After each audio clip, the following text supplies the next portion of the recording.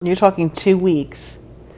He was on the most morphine he could take, and in 2 weeks he was not taking any morphine anymore. That's amazing.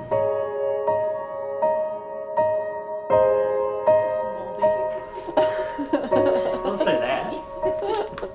But not the stuff we're eating. It's fine. Oh, thanks. I just didn't think about in the future too much. I just thought about right now. But, now I think about how things might be in the future. It had been a remarkable turnaround for Carrie Adams and Chris Nelson. Both had been diagnosed with advanced melanoma, which almost always kills people within a year. But they'd responded dramatically to a new drug in its first phase of human testing. Codenamed PLX 4032, the drug targeted a genetic mutation, and Carrie Adams' tumors had disappeared. I probably glow. I really just feel that burden lifted. Yeah, It's kind of the equivalent of being cancer-free.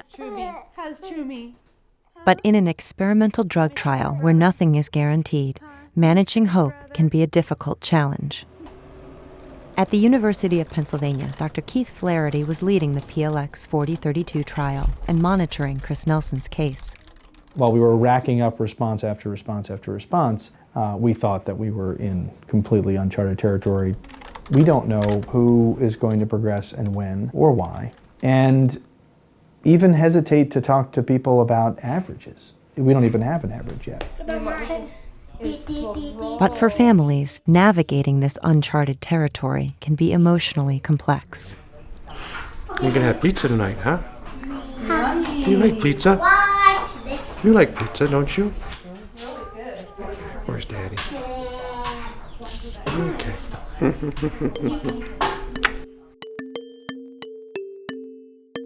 In 2008, Mark Bunting, a pilot, became one of the first to try PLX 4032.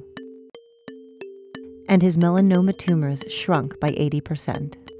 At that point, I was reacting the most out of anybody in the study. I was kind of getting pretty hopeful that this thing was, really going to do the trick. Hey, there's dinner. But his wife, Trish, reacted more cautiously. Right here, Kylie. Yeah, I want the best, but reality, to me, reality of what he has, it's just not very good. 20 years recovery. Oh gosh. I like to be prepared. In my mind, I want to be prepared. And you have these kids that rely on you. Can you drink like big girl? He said to me, I'm not dead yet. It was fun, huh? And they cleaned their bikes when they came home.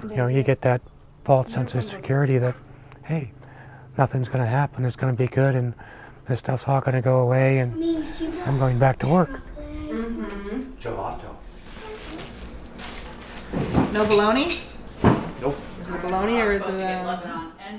4 months into the trial, Chris Nelson is starting to worry.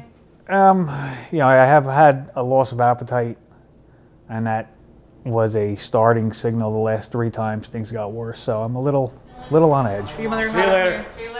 This afternoon, he will visit Dr. Flaherty to see if the drug is still working. She's with Carly. She's done. Your dad. Carl, Julie? See you later, bud. We're leaving. Give us Best case scenario from what, I've kind of gotten from Dr. Flaherty is, I don't know how long, but the cancer will be gone. It'll be, we'll know one way or the other.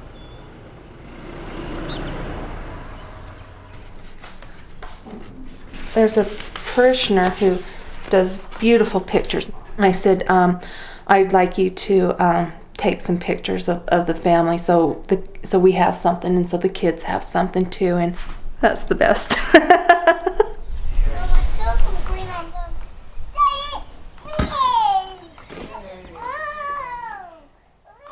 Life is very precious, and excuse me.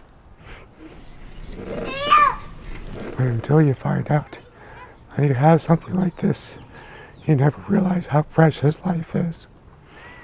And you have your kids, and that's what keeps you going. I think in his mind, he said, I'll take these drugs, I'll get rid of this, and life will go on. That's when they went and did a CT scan and saw 3 tumors in my lower abdomen. Mark Bunting was among the first to experience the benefits of PLX 4032. He was also among the first to realize its limitations. After 6 months on the drug, the cancer had found another pathway.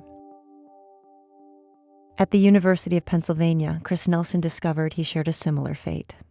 Well, news could have been better. The PET scan showed some increased activity in some of the tumors. It started like gangbusters, like you said. I think it's going to keep beating it back, but cancer's a nasty disease and it fights back.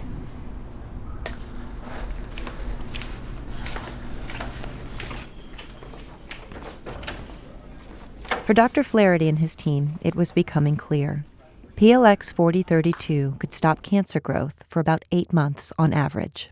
It was not a cure, but a reprieve. Resistance has clearly already started to show itself clinically.